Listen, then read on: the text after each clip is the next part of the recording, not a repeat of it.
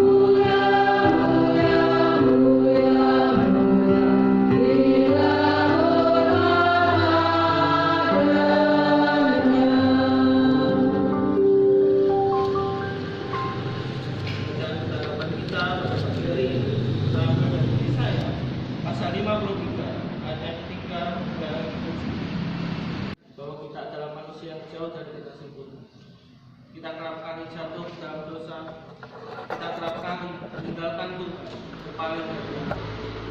Tetapi Tuhan kita adalah Tuhan yang setia. Ia dengan sabar menunggu untuk kita kembali kepada-Nya, berpaling dari kehidupan dosa kita untuk kembali kepada-Nya. Pagi hari ini, mari kita naikkan pujian KPPK 187 dengan lagu Tuhan Yesus. Amin.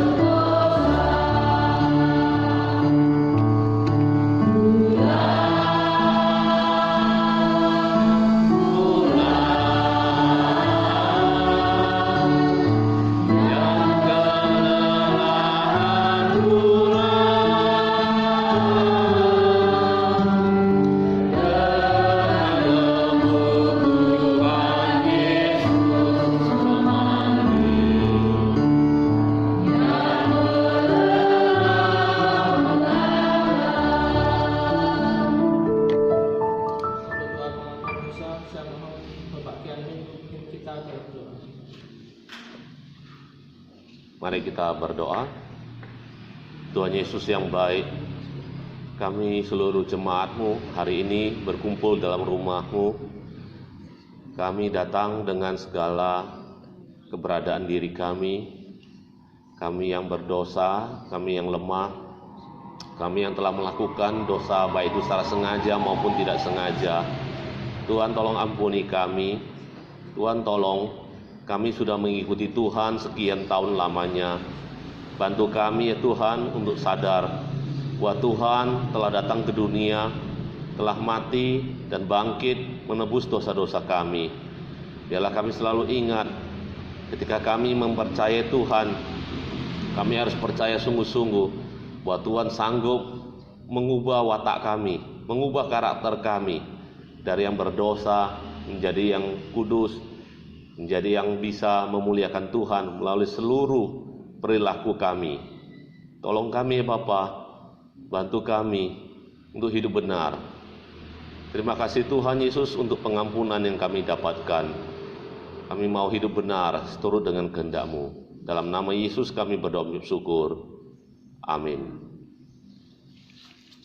Kita anugerah pada pagi hari ini terambil dari Injil Yohanes pasal 3 ayat yang 16 sampai 18. Karena begitu besar kasih Allah akan dunia ini, sehingga Ia telah mengaruniakan anaknya yang tunggal, supaya setiap orang yang percaya kepadanya tidak binasa, melainkan beroleh hidup yang kekal. Sebab Allah mengutus anaknya ke dalam dunia bukan untuk menghakimi dunia, melainkan untuk menyelamatkannya oleh Dia. Barang siapa percaya kepadanya, ia tidak akan dihukum. Barang siapa tidak percaya, ia telah berada di bawah hukuman, sebab ia tidak percaya dalam nama Anak Tunggal.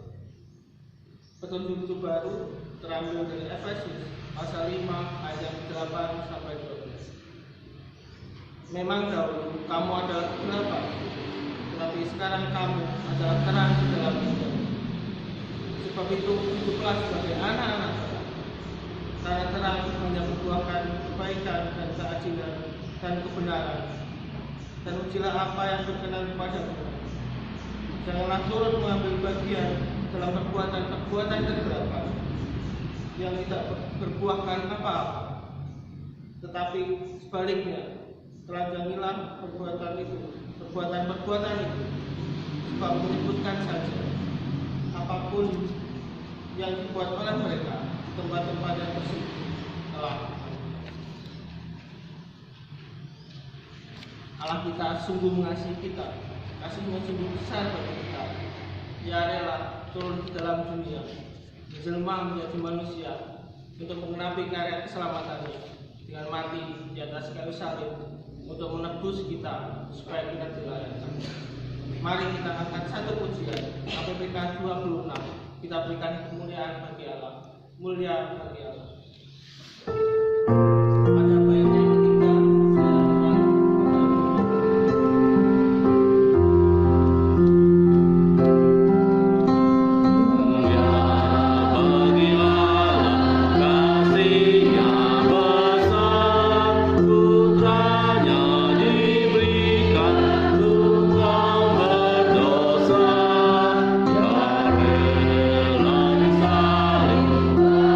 Terima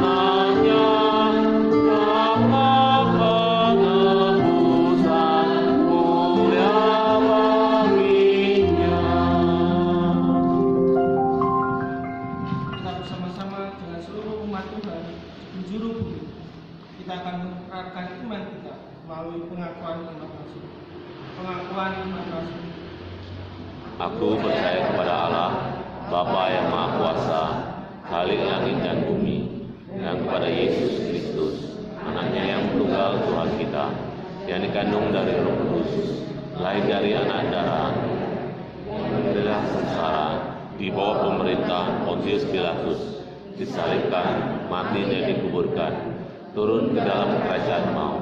Pada hari yang ketiga, bangkit pula dari antara orang mati, naik ke surga, duduk di sebelah kanan Allah, Bapa yang Maha Kuasa. Dan dari sana Dia akan datang untuk menghakimi orang yang hidup dan mati. Aku percaya kepada Roh Kudus, gereja yang kudus dan am, persekutuan orang kudus, pengampunan dosa, kebangkitan orang mati, dan hidup yang kekal. Amin. Kita akan menaikkan pokok doa kita. Pokok doa yang pertama, kita doa untuk Paskah hari Minggu. Kita berdoa untuk sakramen baptisan dan juga suci serta sakramen perjamuan kudus. Yang kedua, kita berdoa untuk jemaat yang sakit atau lemah tubuh, untuk jemaat yang sudah lama tidak beribadah bersama kita, dan juga kita berdoa supaya kita menjadi pikiran untuk memberitakan kabar gembira sehingga semakin banyak jiwa-jiwa yang dimenangkan. Dan yang ketiga, kita berdoa untuk melakukan sinode dan juga untuk rencana kita. Mari kita bersama kita naikkan doa kita berdoa. Tuhan Allah Bapa kami di surga, kami berdoa memohon berkat-Mu untuk ibadah Paskah kami pada hari Minggu besok. Tuhan tolong bantu untuk Pendeta Hendra yang besok akan masuk perjalanan ke Blitar. Tuhan tolong jaga kesehatan beliau. Tuhan tolong bantu agar beliau boleh mempersiapkan yang terbaik untuk kemuliaan Tuhan. Dengan melayani kami bersama melayani Tuhan. Tuhan mau berdoa untuk sakramen baptisan, untuk peserta baptisan dan peserta CI. Tuhan tolong sertai mereka untuk boleh mempersiapkan hati, mempersiapkan hidup dan kesehatannya untuk Tuhan juga. Dan bersama-sama kita akan mengikuti perjamuan kudus. Tuhan tolong berkati agar kami boleh mendapatkan berkat dan kasih sayang. Ya Tuhan, kami berdoa juga untuk jemaat kami yang sakit, yang lemah tubuh. Tuhan, kami berdoa, mohon berkat-Mu, tolong sembuhkan mereka, tolong sembuhkan kami juga yang sakit. Biarlah kami boleh menjaga hidup benar sesuai seluruh dengan kehendak-Mu. Tuhan, tolong saudara-saudara kami yang sudah lama tidak beribadah. Tuhan, tolong bantu mereka untuk ingat bahwa Tuhan telah mengasihi mereka. Tuhan tetap menyayangi mereka. Tuhan mau mereka kembali kepada Tuhan.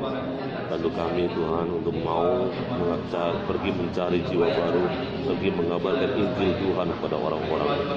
Tuhan beri kami kemauan dan kemampuan. Tuhan Yesus tolong upacara Mukernas pada tanggal 19 sampai 21. Tuhan tolong sertai agar kami boleh bersama-sama bersama dengan Tuhan hidup benar bagi Tuhan. Ya Yesus yang baik, kami berdoa juga untuk pembicaraan kami di sana, sidang di sana. Biarlah semuanya boleh berjalan sesuai dengan kehendak-Mu. Tuhan, kami berdoa untuk rencana retreat kita pada tanggal 15-19. Tuhan, kiranya kami boleh mendapatkan kesempatan berkumpul beribadah senang bersukacita bersama. Tuhan tolong bantu segala dana yang dibutuhkan. Tuhan tolong cukupkan. Sehingga ada jiwa-jiwa baru bersama-sama dengan kami ya Tuhan.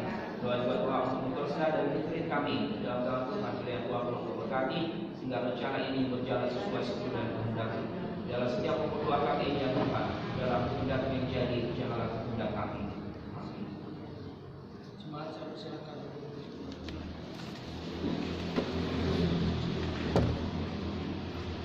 Sebentar kita akan mendengar firman Tuhan yang akan dibawakan oleh banyak dengan tema Yesus mati untuk menyelamatkan manusia berdosa. Kita adalah manusia berdosa, manusia yang tidak layak, manusia yang seharusnya menderita sengsara. Tapi Tuhan Yesus telah gantikan kita. Ia mengalami apa yang seharusnya kita alami. Ia menerima mahkota juga, ia memikul salib, dan ia menerima cawan yang seharusnya kita terima. Oleh karena itu, jangan kita lupakan pengorbanan, jangan kita lupakan kesengsaraan. Kita sambut firman Tuhan, kita pujikan PPK 59, pimpin ke Kalvari.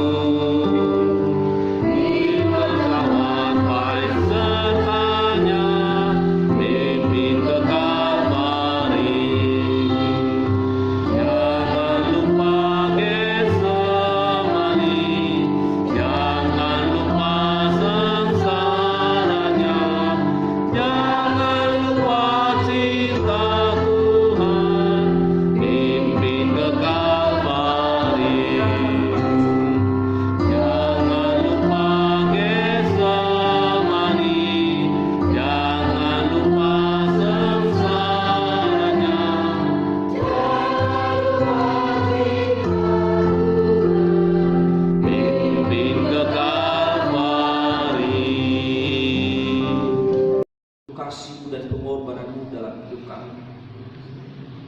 Kalau pada pagi hari ini ya Tuhan, kumpulkan kami kembali di dalam mengingat, memperingati penyaliban di atas kayu salib 2020 tahun yang lalu. Terima kasih Tuhan atas pengorbanan-Mu atas seluruh kehidupan kami.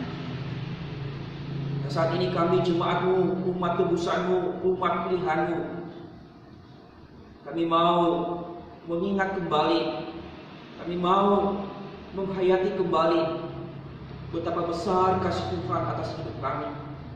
Sehingga lewat momen hari ini ya Tuhan, kami sebagai umat tebusan, sebagai umat pilihan Allah, terus berjalan seiring dengan Engkau. Tolong setiap kami jemaat-Mu yang hadir saat ini, agar kami memiliki kesungguhan hati di dalam mengingat pengorbanan-Mu di atas kayu salib untuk menebus dosa-dosa kami. Saat ini kami mau belajar firman-Mu. Saat ini kami mau memahami kehendak Tuhan di dalam hidup kami. Mohon Roh Kudus-Mu ya Tuhan memimpin setiap kami, membuka hati kami, membuka pikiran kami, agar apa yang akan kami pelajari secara bersama-sama lewat firman-Mu dapat kami tanamkan di dalam hati kami, dan dapat kami lakukan di dalam kehidupan kami untuk mengiring Engkau seumur hidup kami. Saat ini Tuhan berkati juga hamba-Mu yang terbatas segala berkata-kata menyampaikan firman-Mu. Mohon hikmat yang berasal dari Tuhan, pakai lidah bibir hamba-Mu di dalam menyampaikan isi hati Tuhan pada pagi hari ini, sehingga firman-Mu yang hamba-Mu sampaikan dapat tersampaikan sesuai seturut dan kehendak-Mu ya Tuhan. Sekali lagi ya Tuhan, kami menyerahkan waktu pemberitaan firman-Mu ini di dalam kami memperingati Jumat Agung. Biarlah kehendak Tuhan yang jadi, janganlah kehendak kami. Ini doa kami hanya akan dandaskan di dalam nama Tuhan Yesus. Bersama kami tidur, kami telah berdoa dan mengucap syukur. Amin. Salam, selamat pagi Bapak Ibu saudara-saudariku. Kita bersyukur sebagai umat pilihan Allah, sebagai umat tebusan Allah, kita dapat berkumpul di dalam memperingati bagaimana tentang penyaliban peristiwa Tuhan Yesus yang 2022 tahun yang lalu. Mari kita menyiapkan hati kita, mari kita membuka Alkitab kita untuk mengingat kembali tentang peristiwa yang telah dikerjakan oleh Tuhan Yesus di atas kayu salib. Mari kita membuka Alkitab kita di dalam Titus pasal yang kedua, ayatnya yang ke-11 hingga ayatnya yang ke-15. Sekali lagi saya mengajak kita membuka Alkitab kita di dalam Titus pasal yang kedua, ayat yang ke-11 hingga ayatnya yang ke-15. Jika sudah ditemukan, mari kita baca firman Tuhan ini secara bertanggapan. Saya akan membacakan ayat yang ke-11, Bapak Ibu saudara-saudari membacakan ayat yang ke-12 hingga sampai nanti kita di ayatnya yang ke-15. Dengan judul perikop yang sudah ditetapkan oleh LAI, yaitu kasih karunia Allah menyelamatkan semua manusia. Karena kasih karunia Allah yang menyelamatkan semua manusia sudah nyata. 1, 2, 3. Ia mendidik kita supaya kita meninggalkan kefasikan dan keinginan duniawi, dan supaya kita hidup bersejahtera, adil dan beribadah di dalam dunia sekarang ini. Dengan menantikan penggenapan pengharapan kita yang penuh bahagia dan penyataan kemuliaan Allah yang Maha Besar dan Juru Selamat kita, Yesus Kristus, yang telah menyerahkan dirinya bagi kita untuk membebaskan kita dari segala kejahatan dan untuk menguruskan bagi dirinya suatu umat kepunyaan sendiri yang rajin berbuat baik. Beritakanlah semuanya itu, nasihatilah dan yakinkanlah orang dengan segala kewibawaanmu. Janganlah ada orang yang menganggap engkau rendah. Demikian jauh pembacaan firman Tuhan pada pagi hari ini. Yang dikatakan dalam berbahagialah setiap kita yang membaca, merenungkan dan melakukan firman Tuhan itu di dalam kehidupan kita hari lepas hari. Bapak Ibu saudara-saudariku, hari ini kita mengingat, hari ini kita memperingati tentang bagaimana kasih Allah dinyatakan di dalam kehidupan umat pilihan dan umat tebusannya lewat peristiwa penyaliban Kristus di atas kayu salib 22.000 tahun yang lalu.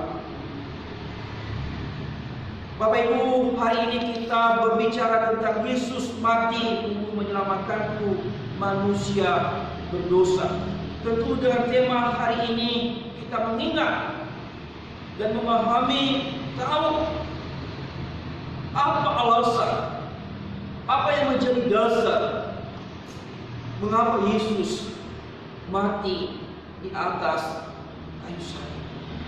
Ini adalah memberikan kita satu alasan, memberikan kita satu pemahaman, memberikan kita satu pengertian, pengenalan yang benar bahwa kematian Yesus adalah karena dosa saya dan dosa Bapak Ibu sebagai umat pilihan dan umat tebusan Allah. 2022 tahun yang lalu, Yesus Kristus Sang Juru Selamat telah disalibkan mati di atas kayu salib. Dia yang tidak berdosa dijadikan berdosa. Ia yang menanggung murka Allah. Bahkan ia dihina, ditindas, bahkan dijadikan kutuk di antara orang-orang yang tidak mengenal Allah. Sebenarnya dan sesungguhnya kematian Yesus dan penderitaan yang ditanggung oleh Yesus bukan karena dosanya, bukan karena kesalahannya, bukan karena kejahatannya, melainkan karena dosa kita, karena kesalahan kita, karena kejahatan kita sebagai umat pilihan kesayangan Allah. Bapak Ibu saudara-saudariku, Yesus menanggung semuanya itu. Dia rela ditindas, dia rela dihina, dia rela diludahi, bahkan rela dicambuk, bahkan sampai rela mati disalibkan di atas kayu salib untuk menggantikan kita manusia yang harusnya berada di bawah hukum atau murka Allah. Kita lah yang menanggung siksaan, kita lah yang menanggung penderitaan, kita lah yang menanggung penyaliban itu. Tetapi karena Allah begitu mengasihi kita, umat pilihannya, umat tebusannya, Dia menggantikan kita sebagai orang yang terkutuk karena kejahatan kita, tapi Dia menjadi kutuk bagi kita. Bapak Ibu saudara-saudari, karena dosa kita, karena perbuatan jahat kita, Yesus rela menderita.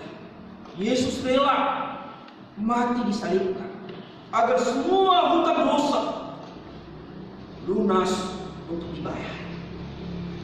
Ketika Yesus mati di atas kayu salib, dan sebelum Dia mati dan sebelum Dia menundukkan kepalanya, Dia tahu bahwa segala sesuatu Dia sudah kerjakan. Lalu Dia berkata, sudah selesai. Idi tetelestai. Artinya hutang dosa sudah dibayar lunas, sudah selesai, sudah ditanggung semua oleh Yesus di atas kayu salib. Dosa manusia umat pilihan Allah tidak lagi, sudah selesai. Kalau kita melihat di dalam Yohanes pasalnya yang ke-19 ayat yang ke-28 dan 30. Di sana Yesus sebelum Dia menundukkan kepala, sebelum Dia mati di atas kayu salib, Dia berkata, sudah selesai. Idi tete destai. Artinya hutang dosa tidak ada lagi, sudah dilunaskan, sudah dibayar tuntas. Dosa manusia umat pilihannya tidak ada lagi. Yesus sudah menggantikannya. Ini adalah bukti kasih Allah. Ini adalah bukti nyata bahwa kasih Allah begitu mengasihi umat pilihannya. Dia menggantikan kita dari murka Allah. Sesungguhnya kitalah yang disalibkan. Bapak Ibu, itulah bukti kasih Allah di dalam kehidupan kita sebagai umat pilihannya, sebagai umat pilihan Allah.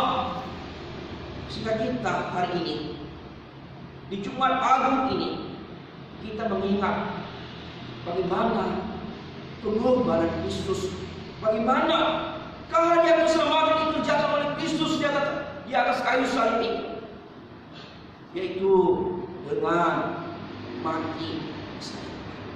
Itu yang dikatakan Jumat Agung, yaitu tentang masalah peristiwa penyaliban Kristus 2020 tahun yang lalu. Tentu sebagai orang yang sudah ditebus, sebagai orang yang sudah dipilih oleh Allah, yang sudah diselamatkan oleh Allah, apa yang kita berikan untuk Tuhan? Apa yang kita berikan untuk Yesus yang sudah menyebus kita, yang sudah menyelamatkan kita, yang sudah menggantikan kita dari murka Allah, yang sudah menggantikan kita menanggung penderitaan, menanggung penyaliban itu.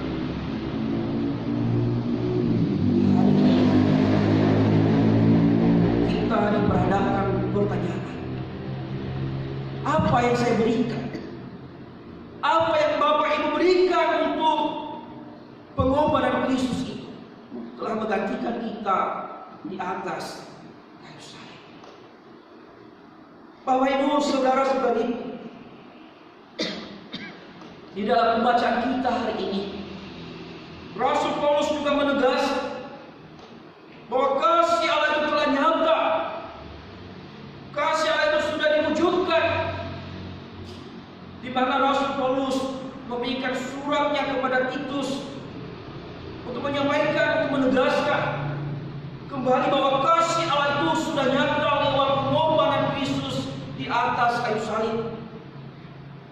yaitu supaya orang-orang percaya ada di gereja saat itu.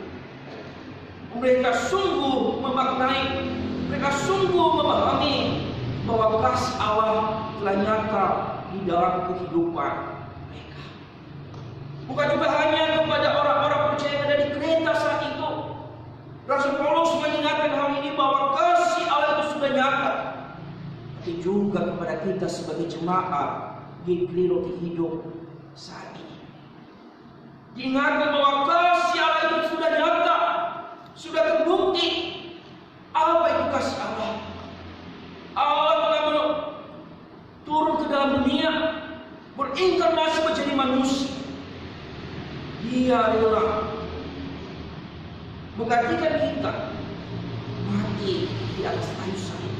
Itulah kasih terbesar Allah, yaitu menebus kita lewat kematiannya.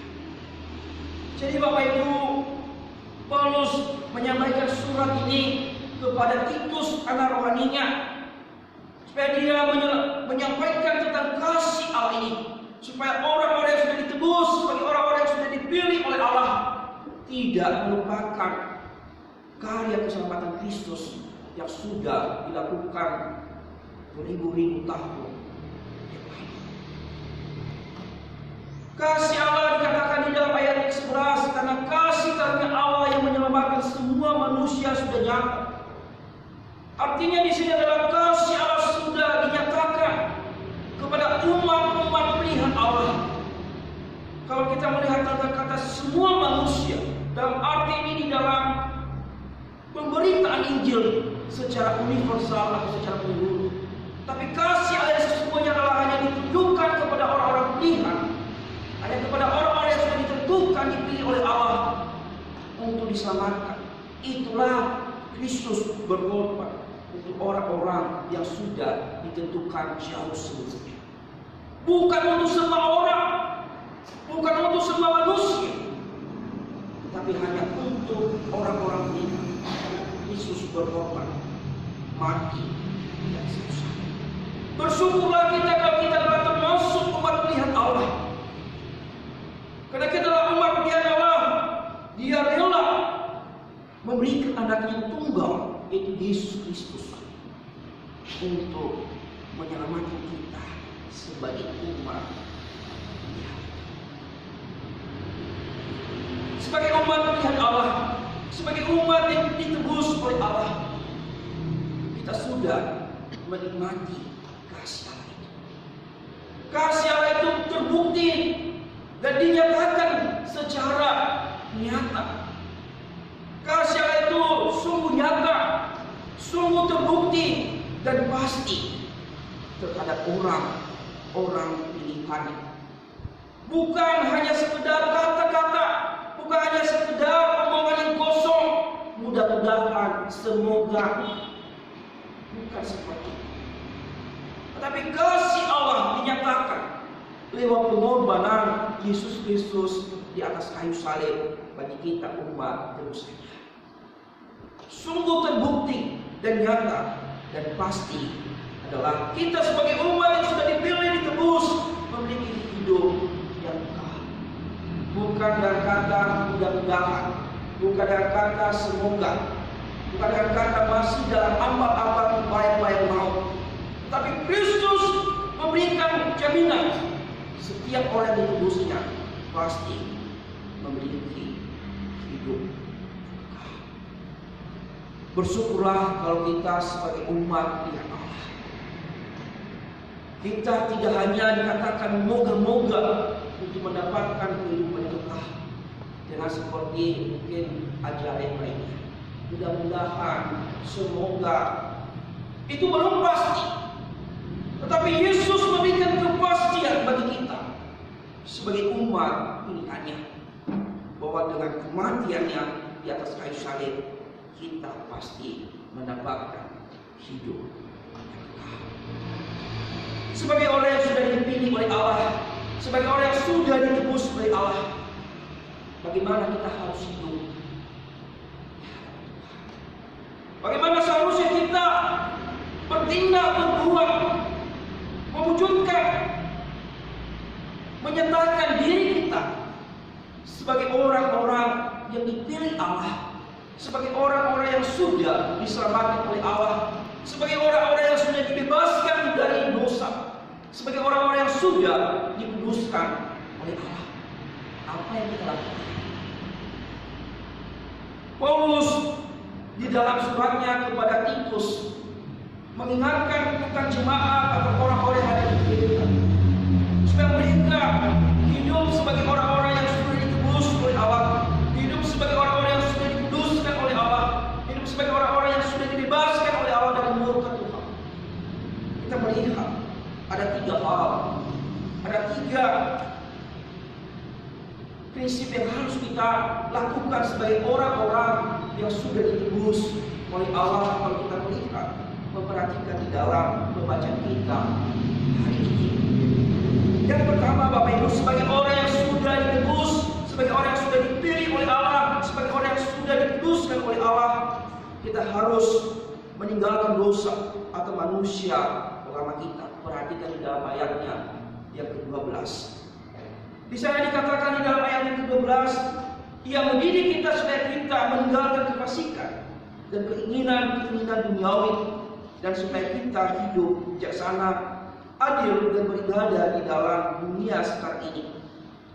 Artinya Bapak Ibu, sebagai orang yang sudah ditebus oleh Kristus, sebagai orang yang sudah dikuduskan oleh Kristus lewat penyalibannya di atas kayu salib, kita harus hidup meninggalkan dosa. Kita harus hidup meninggalkan manusia lama kita yang sebelumnya adalah kita hidup di dalam kejahatan sebelum kita meniti penebusan. Kita harus membuang jauh. Kita harus hidup di dalam manusia baru kita yang sudah dikerjakan oleh Kristus di atas kayu salib. Kita sebagai orang yang sebagai tebusan, kita harus hidup meninggalkan kefasikan, meninggalkan segala keinginan-keinginan duniawi, meninggalkan manusia lama kita. Kita mewujudkan pembaharuan hidup kita di dalam Tuhan. Kita mewujudkan diri kita sebagai orang-orang yang sudah ditebus oleh Allah. Artinya, sebagai orang yang sudah diselamatkan oleh Kristus, harus ada perubahan hidup. Kalau dulunya adalah orang yang hidup di dalam kefasikan, hidup di dalam kejahatan, hidup di dalam hal-hal duniawi, tujukan perbuatan, tujukan perubahan hidup ke arah yang Tuhan kehendaki. Bukan kita sebagai orang yang sudah ditebus oleh Kristus, yang tadi sudah saya katakan, hutang dosa sudah dibayar lunas oleh Kristus di atas kayu salib. Tapi kalau kita masih hidup di dalam dosa, adalah kita kayaknya tidak termasuk umat Allah. Sebagai umat pilihan Allah di dalam pembacaan kita hari ini, kita diingatkan, kita disadarkan lewat memperingati Jumat Agung saat ini adalah harus meninggalkan kefasikan. Apa itu kefasikan, Bapak Ibu? Adalah ketidaktaatan terhadap Allah, pemberontakan, melawan ketetapan Allah, melawan apa yang sudah Tuhan atur. Artinya, hidup di dalam kefasikan harus dibuang. Kita harus hidup taat, patuh melakukan apa yang harus Tuhan inginkan di dalam hidup kita. Kita harus jauh-jauhkan kefasikan itu, pemberontakan itu, ketidakpatuhan itu yang melawan Allah. Kita mewujudkan sebagai orang yang sudah diselamatkan oleh Tuhan, itu harus hidup taat, patuh melakukan kehendak Kristus, karena Kristus lah yang berkuasa atas hidup kita. Kita tidak boleh melawan, karena kita ini adalah sudah ditebus. Inilah yang harus kita lakukan sebagai orang yang sudah dipilih oleh Allah, ditetapkan oleh Allah untuk ditebus menjadi umat kepunyaannya dan dikuduskan untuk menjadi miliknya. Sebagai orang yang sudah ditebus oleh Allah, harus hidupnya menjauhi keinginan duniawi. Apa itu keinginan duniawi? Tentu banyak Bapak Ibu. Banyak keinginan duniawi yang tidak sesuai dengan kehendak Allah. Tentu keinginan duniawi sebagai orang yang sudah ditebus, kita harus hidup melakukan keinginan Allah, kehendak Allah di dalam hidup kita. Ada satu perubahan itu. Lalu ditegaskan di sana adalah sebagai orang yang sudah ditebus oleh Allah, kita harus hidup bijaksana, adil, beribadah kepada Allah. Bijaksana di dalam hal ini adalah tidak berlaku sembarangan, tidak berbuat seenaknya, seperti hidup sebelumnya, sebelum dia mengalami penebusan karya Kristus. Inilah adalah satu perubahan. Kalau dulunya adalah dia tidak melakukan atau hidup sembarangan, melakukan keinginan dia sendiri. Sekarang, karena kita sudah menjadi umat pilihan Allah, hidup bijaksana artinya berlaku taat terhadap kehendak Allah. Hidup adil dan beribadah kepada Allah. Kalau dulunya adalah kita adalah hidup di luar Allah, tidak mengenal yang namanya ibadah, tidak mengenal yang namanya bersekutu dengan Tuhan. Saat ini kita sudah ditebus, kita sudah menjadi orang pilihan Allah. Kita harus membangun persekutuan dengan Allah. Kita harus membangun hubungan intim dengan Kristus lewat persekutuan ibadah, baik di ibadah persekutuan apapun, terlebih dalam ibadah. Kita tidak boleh meninggalkan persekutuan ibadah sebagai orang yang sudah dipilih oleh Allah. Inilah yang ditegaskan oleh Rasul Paulus kepada Titus, supaya mereka hidup menjadi orang yang sudah ditebus oleh Allah. Dan mereka mengingat bahwa Kristus telah mengorbankan dirinya untuk saya dan Bapak Ibu. Sebagai balasannya adalah harus hidup sesuai dengan kehendak Tuhan, menunjukkan perubahan hidup yang dari berdosa menjadi tidak berdosa, melakukan kehendak Allah. Yang keduanya Bapak Ibu, kita mengingat hari ini di dalam peringatan Jumat Agung. Yang kedua, sebagai orang yang sudah dipilih oleh Allah, yang sudah ditetapkan oleh Allah, kita harus menaruh pengharapan kita kepada Kristus sepenuhnya. Perhatikan di dalam ayat yang ke-13. Sebagai orang yang sudah dipilih oleh Allah jauh sebelumnya, sebagai orang yang sudah diselamatkan oleh Allah, kita harus menaruh pengharapan kita hanya kepada Kristus saja. Perhatikan, saya bacakan di dalam ayatnya yang ke-13.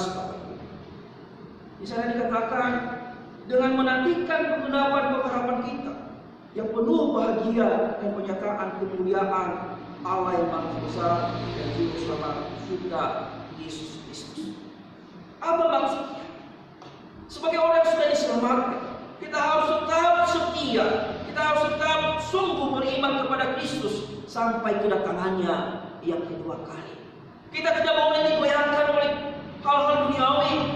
Kita harus berjuang sampai pada kedatangan Kristus yang kedua kali.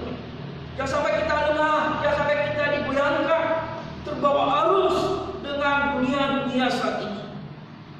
Kita harus sungguh-sungguh menaruh harapan hanya kepada Yesus saja. Kita harus menaruh harapan bahwa Yesus akan datang kedua kalinya. Dia akan memberikan kita sukacita dan membawa kita bersama dengan Dia di dalam kerajaan. Bapak Ibu saudara-saudari, di dalam dunia ini banyak hal yang membuat iman jemaat Tuhan, yang membuat anak-anak Tuhan tidak lagi menaruh harapan kepada Kristus karena godaan duniawi yang begitu. Bukan berarti kita sebagai umat pilihan Allah, sebagai umat yang sudah ditebus, kita tidak menghadapi tantangan rintangan. Tapi kita diingatkan melawan semuanya itu. Kita harus setia.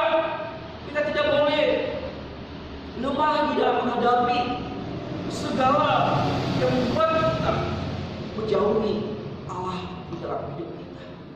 Kita sebagai orang percaya, kita harus berjuang mempertahankan iman kita tetap setia sampai pada kedatangan Yesus yang kedua kalinya atau pada saat parousia. Sebagai umat pilihan Allah, inilah yang harus kita lakukan, yaitu tetap setia menantikan kedatangan Kristus yang kedua kali. Kita tidak boleh lemah, kita tidak boleh diombang-ambingkan oleh keberadaan duniawi saat ini. Kita harus memiliki ketetapan hati, kita harus memiliki kesungguhan hati, menaruh pengharapan kita hanya pada Yesus saja. Yang ketiga, sebagai orang yang sudah ditebus, yang sudah diselamatkan oleh Kristus lewat pengorbanannya di atas kayu salib, kita juga harus bersaksi. Kita juga harus bersaksi, memberitakan Injil. Bukan hanya kita sekedar sudah menerima keselamatan, bukan kita hanya sudah menerima kebaikan Tuhan, kasih Tuhan, kita juga harus membagikan kabar keselamatan itu. Kita juga harus membagikan kepada orang-orang lain berita tentang keselamatan itu atau Injil itu, supaya mereka juga, mungkin mereka dalam umat pilihan Allah, diingatkan untuk datang mengakui Yesus sebagai Tuhan dan Juru Selamat mereka. Perhatikan di dalam ayatnya yang ke-15 seperti itu. Bisa dikatakan sebagai orang yang sudah menjadi umat pilihan dan tebusan Allah, kita harus memberitakan Injil. Beritakanlah semuanya itu dan nasihatilah dan yakinkanlah orang dengan segala kemauanmu. Janganlah ada orang yang menganggap engkau rendah. Hari ini kita diingatkan di dalam momen Jumat Agung saat ini, kita diingatkan sebagai umat tebusan Allah. Kita juga harus membagikan kasih Allah itu. Kita harus menyampaikan tentang kasih Allah yang sudah dilakukan oleh Kristus di atas kayu salib kepada orang-orang yang ada di sini, kepada semua orang, karena kita tidak tahu siapa umat pilihan Allah.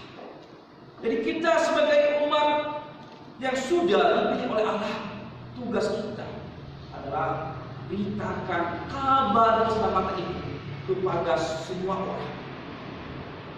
Beritakanlah Injilnya, beritakanlah firman-Nya, supaya orang lain dapat mengenal, menikmati kasih Allah. Kita sebagai orang yang sudah ditebus oleh Allah, kita tidak boleh egois. Hanya kita saja yang menerima kasih karunia Allah. Kita tidak boleh hanya untuk memuaskan diri sendiri. Kita harus membagikan kabar itu kepada orang lain, supaya mereka juga ikut menikmati kasih Allah itu di dalam hidup mereka. Tentu Bapak Ibu, di dalam menyampaikan kabar baik, di dalam menyampaikan Injil ini, Rasul Paulus menegaskan kepada Titus, kita harus juga memperlihatkan, menyatakan sikap sebagai anak-anak yang sudah dipilih oleh Allah, yaitu lewat perbuatan kita. Pemberitaan Injil dimulai dari diri kita. Menyatakan diri kita adalah sungguh benarkah kita sebagai orang yang sudah dipilih oleh Allah, dengan diwujudkan perbuatan-perbuatan kita, tingkah laku kita, sikap kita yang sesuai dengan kehendak Allah, supaya pengakuan kita tidak dihina dengan perbuatan kita. Pengakuan kita atau iman kita harus selaras dengan sikap kita, perbuatan kita setiap hari. Jangan pengakuan kita adalah orang Kristen, tapi perbuatan kita jauh lebih dari perbuatan orang yang tidak mengenal Allah. Itu juga salah. Itu tidak sama. Paulus menasihati Titus ini supaya kehidupan orang-orang percaya yang ada di gereja, pengakuan mereka selaras dengan perbuatan mereka setiap hari.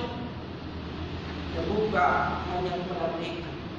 Kita saat ini sebagai jemaat roti hidup, pengakuan kita harus selaras dengan kehidupan kita setiap hari. Perilaku kita harus selaras dengan pengakuan iman kita. Kita tidak boleh mengaku sebagai anak Tuhan, tapi perbuatan kita kesini ke sana adalah melakukan hal yang tidak menyenangkan hati Tuhan. Inilah berita Injil yang pertama. Tunjukkan dirimu sebagai orang yang sudah mengenal Allah lewat tindakan, perkataan, perbuatan setiap hari, sehingga orang membaca. Kita ini adalah surat Yesus yang terbuka yang dapat dibaca oleh setiap orang. Ada banyak orang-orang percaya mengaku sebagai pengikut Kristus, tapi perbuatan tidak mencerminkan, menyatakan bahwa mereka adalah milik Kristus. Inilah yang kita renungkan di dalam Jumat Agung hari ini. Kalau Kristus melakukan pengorbanannya di atas kayu salib, itu supaya kita juga menyatakan kasih-Nya itu di dunia ini. Kita dipilih untuk memberitakan Injil-Nya, untuk menyampaikan kepada orang-orang lain yang belum mengenal kasih Tuhan di dalam hidup mereka. Kita adalah umat-umat yang sudah dipilih oleh Allah. Wujudkanlah perubahan hidup. Wujudkanlah sebagai umat yang sudah dipilih oleh Allah, yang sudah dikuduskan oleh Allah dengan melakukan perbuatan baik. Perhatikan di dalam ayatnya yang ke-14. Wujudkanlah sebagai orang yang sudah ditebus oleh Allah. Wujudkan benar perbuatan. Bukan perbuatan baik yang menyelamatkan kita, tapi hasil kebenaran adalah melakukan perbuatan baik. Sebagai orang yang sudah diselamatkan, sebagai orang yang sudah mengenal Kristus, harus mewujudkan perbuatan baik. Artinya harus sama seperti Kristus, harus hidup di dalam kebaikan. Bapak Ibu Saudara-saudari, tiga hal ini, sudahkah kita melakukan hal ini sebagai umat Allah, sebagai orang yang sudah dipilih oleh Allah? Kita kan sudah hidup di dalam kekudusan, meninggalkan perbuatan dosa kefasikan kalau duniawi. Sudahkah kita melakukan hidup bijaksana di hadapan Tuhan? Sudahkah kita hidup adil? Sudahkah kita hidup setia di dalam beribadah kepada Tuhan? Ataukah kita sebaliknya, tidak setia di dalam beribadah, tidak mengindahkan Tuhan, memberontak di hadapan Tuhan? Hari ini lewat momen Jumat Agung, mari kita introspeksi diri kita. Jika selama ini kita tidak melakukan hal ini, akui di hadapan Tuhan, minta ampun di hadapan Tuhan. Jika selama ini kita lalai, hidup sama seperti orang yang tidak mengenal Allah, hidup sama seperti orang yang tidak mengenal kasih Allah, hari ini kesempatan bagi kita untuk mengingat, untuk berbalik kepada Kristus, untuk kita merenungkan hidup ini sudah diberikan oleh Kristus pada kita. Hidup melakukan kehendak, hidup bijaksana, hidup di dalam keadilan, hidup membangun relasi yang terus-menerus kepada Kristus, hidup yang terus-menerus memiliki hubungan yang intim dengan Tuhan. Jangan sampai kita memiliki hubungan yang tidak beres dengan Tuhan. Hari ini ambil komitmen. Hari ini berkomitmenlah untuk tetap setia mengiring. Yang keduanya, hari ini kita harus diingatkan untuk tetap menaruh pengharapan kita hanya kepada Kristus saja, untuk tetap setia kepada iman kepada Yesus Kristus sampai kedatangan Kristus yang kedua kalinya. Kita tidak boleh lengah, kita tidak boleh diubah-ubahkan di dalam dunia ini. Kita harus teguh, kita harus berjuang melawan keinginan-keinginan dunia ini. Kita harus tetap setia di dalam diri Kristus sehingga kita ketika kedatangan Kristus kedua kali mendapatkan sukacita kebahagiaan yang sungguh luar biasa bersama dengan Kristus di dalam kerajaan. Yang ketiga, sebagai orang yang sudah dipilih oleh Allah, sebagai orang yang sudah ditebus oleh Allah, hiduplah bersaksi memberitakan Injil kepada semua orang. Yang pertama, hiduplah bersaksi dengan kehidupan kita yang mewujudkan perbuatan baik, mewujudkan sikap yang benar sebagai anak-anak Tuhan yang selaras dengan pengakuan kita dengan perbuatan kita. Jangan pengakuan kita adalah sebagai orang percaya, tapi perbuatan kita berbeda yang melihat orang. Tapi iman kita, pengakuan di mulut kita harus selaras dengan perbuatan kita setiap hari. Wujudkanlah perubahan hidup, lakukanlah yang baik, yang berkenan. Dalam firman Tuhan ini mengingatkan kita, meneguhkan kita di dalam mengingat momen peristiwa penyaliban Kristus 2022 tahun yang lalu. Amin. Mari kita berdoa.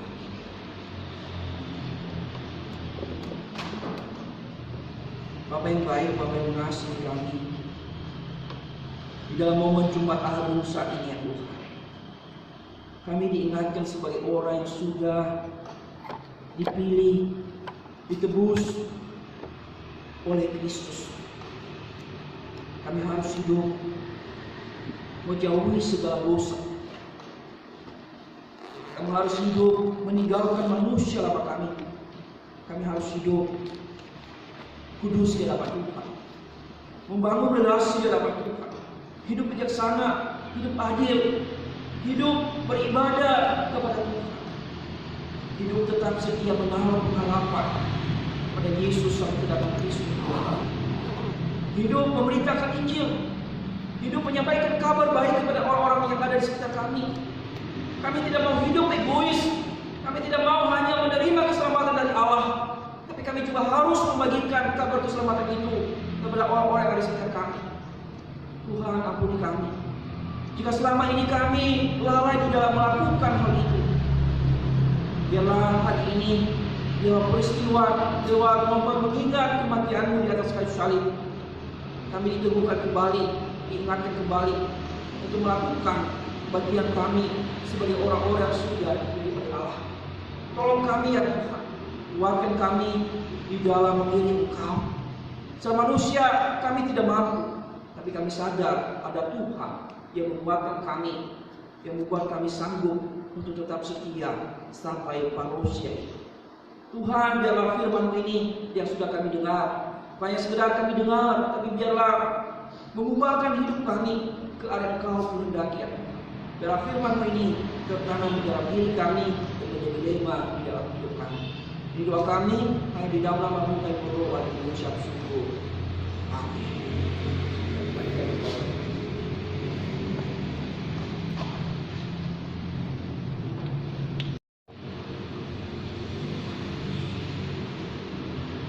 Tuhan tidak telah mendengar firman disampaikan oleh hamba-Nya, tidak telah membuktikan bahwa Allah sungguh mengasihi kita dan kasih-Nya telah dinyatakan melalui pengorbanan-Nya di atas kayu salib. Bagi karenanya kita dituntut untuk hidup sesuai dengan firman-Nya. Sebagai wujud rasa syukur kita akan memberikan persembahan kita yang bertugas Bapak Kiamin dan Ibu. Sebelum persembahan dijalankan, kita akan musikan UPK 21. Kasih Allah.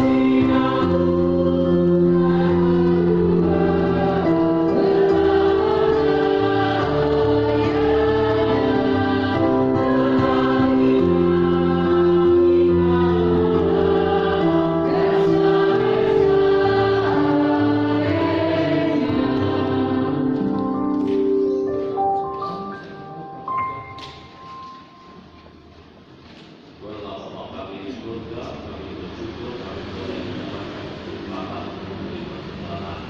Tuhan, kami bersyukur kami boleh bekerja, kami berusaha. Semua adalah karena hanya untuk memberikan kami berkat. Dan kami Tuhan, kami mau memberi persembahan, kami mau beri dengan ikhlas. Tuhan mau bantu kami. Kiranya setiap hari kami boleh bersyukur kepada Tuhan melalui pekerjaan kami, melalui usaha kami. Berkati pengurus yang mengelola, dan semua persembahan ini Tuhan tuluskan untuk pekerjaan Tuhan saja. Terima kasih, bila nama-Mu dalam nama Yesus kami berdoa. Amin.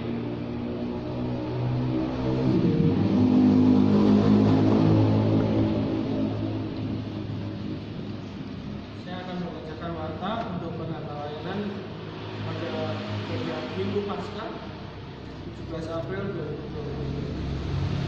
Khotbah akan dilayani oleh pendeta Muda Gunawan, liturgus Ibu Suci Indrayana, musik Saudari Aldiana Sari, backing vokal Saudari Evelyn dan Saudari Seni, kolektor Bapak dari Kolektor, penyambut Saudari Luna dan Saudara Wisnu, dan untuk pelayan jemaat kudus oleh Bapak Tiamin dan Saudara Alan. Sebagai catatan, ibadah Paskah dilaksanakan pada pukul 9 pagi. Ada sakramen baptisan kudus dan juga sakramen perjamuan kudus. Dimohon untuk seluruh jemaat mempersiapkan diri, dan juga jemaat diimbau untuk memakai atasan putih. Demikian pembacaan warta dari saya. Saya undang seluruh jemaat untuk kita pastikan sesuatu yang kita